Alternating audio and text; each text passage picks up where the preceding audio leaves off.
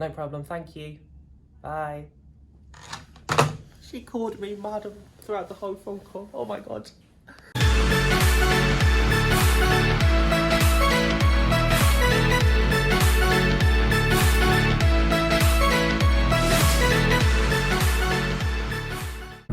G'day OWFsquad, welcome back to another hotel video. Today I'm in Bahrain and I'm staying at the Hilton Garden Inn again. Hilton only has one property here in Bahrain at the moment, however Hilton will open a regular Hilton here in July. So I arrived at the hotel by taxi. As soon as I arrived, a bellboy came and helped me with my bags, which were later delivered to my room. My room today is 1211. I was given 2 key cards at the reception and also a virtual key card on my Hilton Honors app. So this room is a king corner room. According to Hilton's website, this room is 41 square meter or 441 square feet big. So because this is a corner room, naturally you would expect plenty of windows. It's a bit dark now, all you can see is the reflection of myself, so I'll show you the view tomorrow. Now let's jump straight to the lavatory. So this room has only the shower, not the bathtub. For the shower products, you've got 2 bottles each of the Crabtree and Evelyn shampoo, conditioner, shower gel and body lotion. By the sink, you also have a hand soap. For other amenities, you've got a razor kit and 2 dental kits.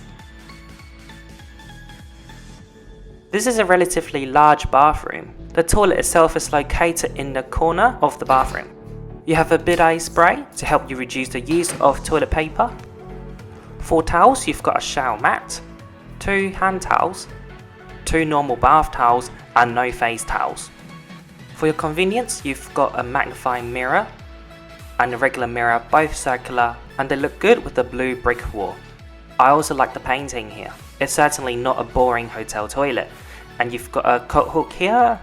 You can hang your towels there as you shower, so once you're done you can just open the door and grab your towel. Now let's move on to the room. So we've got a king bed and a 55-inch TV. Notice the carpet is also blue and a bit of grey. Like the bathroom design, it gives you that ocean vibe. So in the wardrobe, you'll find your ironing stuff and 2 cheap slippers, a laundry bag and a couple of hangers. On the other side, you have a safe and drawers for you to put your own stuff.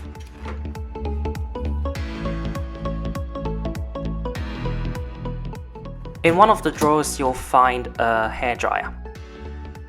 All the charging outlets aren't universal, so you might need an adapter. If you're coming from the UK, Hong Kong, Singapore and Malaysia, you won't need one. It's the same as your home. So each side of your bed you'll have a table and a drawer. Between the glass window and your king bed you'll find a table and chair, cute little lamps, and again on the bedside table you have power outlets and a telephone on this side. And on the table you'll find facial tissues. On your working desk, you'll find your complimentary coffee, tea, and 4 bottles of water. And here you'll have 2 USB ports and 2 charging points. On Hilton's website, they promote the chair as ergonomic, but it's just a normal leathered chair. You'll find a fridge here. You can purchase your drinks from the shop in the lobby. Good morning, it's day 2, it's around 9 AM at the moment. Just woke up and just had a look outside as well. It's amazing. I'm going to show you later. But first things first, I'm going to order some breakfast. So it's now Ramadan, so restaurants here have to be, well, in the hotel at least, they have to be closed as per government advice and requirement. But you can order room service for free if you are eligible for breakfast, which I am in this case. I'm Hilton Gold. So I'm going to just call them now to get myself some breakfast. Good morning, can I have breakfast to my room, please? No problem, thank you. Bye. She called me madam throughout the whole phone call. Oh my god. Hello. Can I come in? Yeah, thank you. So I was given a choice of Western or Arabic breakfast. I went for the Arabic option, and the amount of food is substantial. So we have a bowl of beans, a plate of fruits, a plate of salad and cheese. For drinks, I went for a cup of chamomile tea and a glass of OJ. For my main course, I got pita bread and yogurt dips. Also half of a roasted tomato and a choice of egg. I went for scrambled eggs with all the ingredients they have. It smells like Zambrero, the Mexican food, but better and stronger. More beans. Can't wait to try.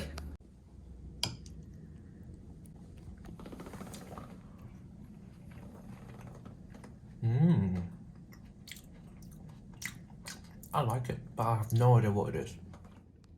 Just look at how thick the cheese is in your scrambled eggs. Oh, wow. It's so thick.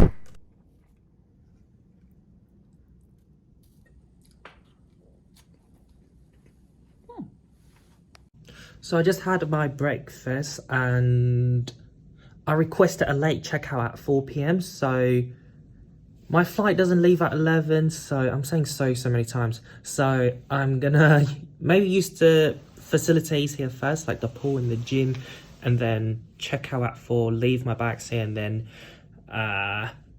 walk around the city.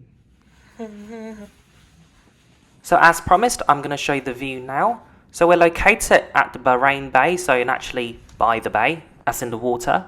The beach that I'm zooming into is the Four Seasons Hotel. You really get a lot of natural lights coming into your room during the day because, again, it's a corner room, and the fact that they have the windows from the ceiling to the floor. So we're in Manama, the capital of Bahrain, on the Bahrain Island, the largest island in the country. So I'm zooming into Prague Island. It's the second largest island here, and it's where the airport is located. And remember this shot earlier? It was on a taxi on the way from the Prague Island on the bridge. So I'm outside my room where the lifts are, and a bunch of buildings there is the diplomatic area with lots of hotels. I just took a lift to the second floor where the gym and the pool is. The hotel sometimes hosts outdoor functions here as well. It's a very nice, windy outdoor area with great views.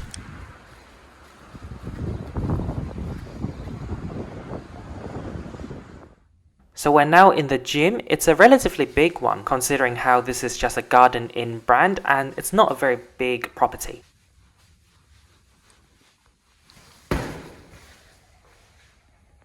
I just realised you're not supposed to kick it. So instead of having a drinking fountain here, they've got a mini fridge with bottles of water.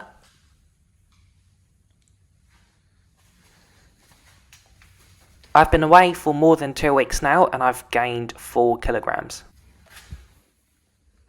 So there's no shower room here, but there's a toilet. It's such a weird design, so the actual toilet you have to walk through 2 doors. And the first door, it brings you just to the sink. So I'm just using the cycling machine now and you can see the pool and the skyline of Bahrain. So I'm not really an active person, I don't really use the gym unless I'm traveling and I can use the gym for free. But I do like this gym, you have the view outside. It's a relatively big gym for a hotel as well. And importantly, it's new and it's kept very clean. After some working out, if you're hungry, conveniently, there's a phone here for room service. Oh my god. Actually no, it's a QR code for room service. But wow, how cheeky is that? So now let's move on to the outdoor pool. There's a jacuzzi as well at the corner of the pool. Unlike some hotels, they're keeping the water running and flowing, so the water is clean under my naked eyes and you don't see weird particles floating. I'm going to give myself a quick rinse before I jump into the pool.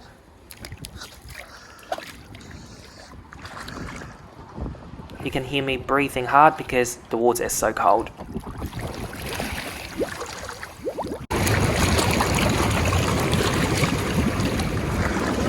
So here they've only got 2 beach chairs and I think it'll be better if they have a few more around. Instead they just have tables around because they hold functions here sometimes. I really love this pool, the jacuzzi was fun, and the overall design of the pool area is very boutique and modern and I like it.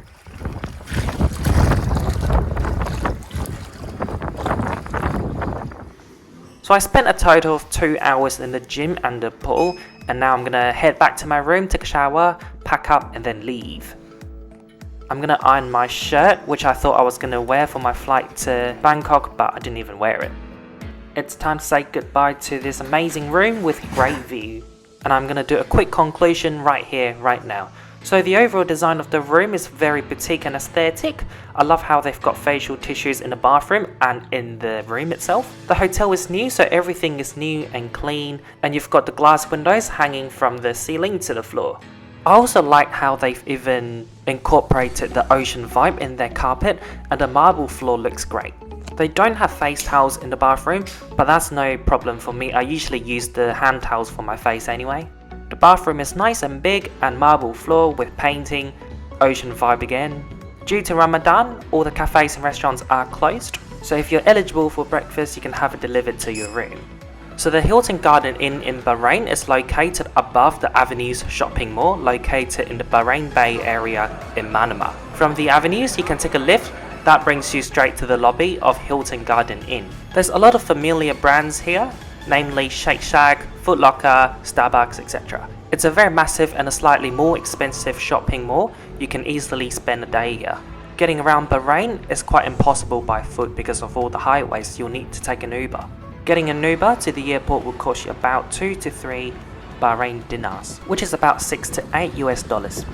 So that's it for the video today. Thank you so much for watching this hotel video. I'll have a Q&A following. Hello, welcome back to Q&A. Long time no see. Lily's here. That's her Instagram. So, I've got a few questions to do today. Let's get started. Steve-O is asking, do you still get a little thrill at takeoff, pushback in a seat and all? I absolutely do. As much as I want to see everything myself, though, I need to show it to you guys on YouTube. So this is what I do normally. Let's say this bottle is my phone, and I have it on the window. This is what I do. Like, I want to see it in real life and see it on my phone as well to make sure I've got everything in frame. But yeah, absolutely, I still get lots of thrill every time. Pushback, landing, and well, pushback not really. Maybe at the engine startup part I do, yeah, but takeoff and landing definitely. Luke is asking, what would be a perfect economy class seat and experience on a long haul flight? You really need a combination of factor. For the seat, I guess anything that's obviously wide, lots of recline, and lots of leg room. I think Japan Airlines does a great job with that. For example, on a 777, you really want airlines with 9 seats across, not 10 seats. Experience-wise, I guess it's when the cabin crew would come around the cabin multiple times throughout the flight to give you like water, coffee, tea, and snacks. So yeah, lots of combination of factors. Airlines with the best uniform. I like a lot of them actually. I like Qantas because it's sleek and modern. I like British Airways and Emirates because they've got those hats for their female crew. Cathay, I used to dislike it, but as I grow older, I like it more. Malaysia and Singapore, really classic and beautiful, and I like how they've kept it for many years, just like their liveries, especially with Singapore, they never really changed it or made any tweaks to it. Josh is asking, my thoughts on Qantas switching the fleet from 737 to A321. I think that's a great idea. Like, it's getting really tiring and boring to fly on Qantas 737 now around Australia. Virgin's getting the MAX soon, so yeah, I hope they get the A321 ASAP. Austin is asking my longest flight. The longest I've done was American Airlines in Economy Plus from Dallas Fort Worth to Hong Kong. That's about 16.5 hours. I don't think I'm going to break that record anytime soon, maybe in 2025 when I do Qantas direct, like Australia to London or New York. Brandon, do you think it's worth paying for the entry fee to enter a Virgin Australia business class lounge? From memory, it's about $60 to get in. Not sure there's a time limit, but let's say there is, then definitely not. If there isn't, really depends if you're craving for the lounge food and maybe the shower. If not, you might be better off having paying for a meal in the airport terminal. The last question for today, which one what frequent flyer program would you recommend? It really depends, I guess, where you live and which airline you often fly with. I live in Australia and I fly with lots of different airlines, not just with Qantas. So Australia is still the best fit for me, I guess, because I can earn points when I shop at groceries, when I put petrol in my car, with insurance, etc. My mum, for example, she lives in Hong Kong. She's got Marco Polo and she's got Qantas, but with her flying points, she goes with Qantas because they're more generous, even though if you're flying with Cathay. For example, Hong Kong to Bangkok, from memory, you earn 50 points return in business class, Cathay Pacific. So 50 points towards Marco Polo. With Qantas frequent flyer program, flying Cathay Business to Bangkok return, you earn 120. And you need the same threshold to reach a new tier. So in that case, Cathay is a lot harder. But then in return, let's say you're Qantas Gold and you've also got a Cathay Gold. When it comes to like One World Sapphire benefits, they're the same. But then with Cathay themselves, you get more benefits like upgrades and like even if you're a silver member, when you fly Cathay, you get lounge access. You don't get that with Qantas, like one off, that's it. So yeah, it really depends. Like my mum's a Qantas Platinum, so One World Emerald, and she mainly flies with Cathay, not Qantas. And if she were to earn her points with Marco Polo, she would be maybe just a silver, like One World Ruby. So yeah, you have to be quite strategic with that. So I would say, depending on where you live and what airlines you fly with mostly. So that's it for the conclusion today. Q&A. Thanks for watching. Bye. Ladies and gentlemen, welcome to Boston. For your safety, please remain seated with your seatbelt fastened and your cabin baggage stowed until the seatbelt sign has been turned off.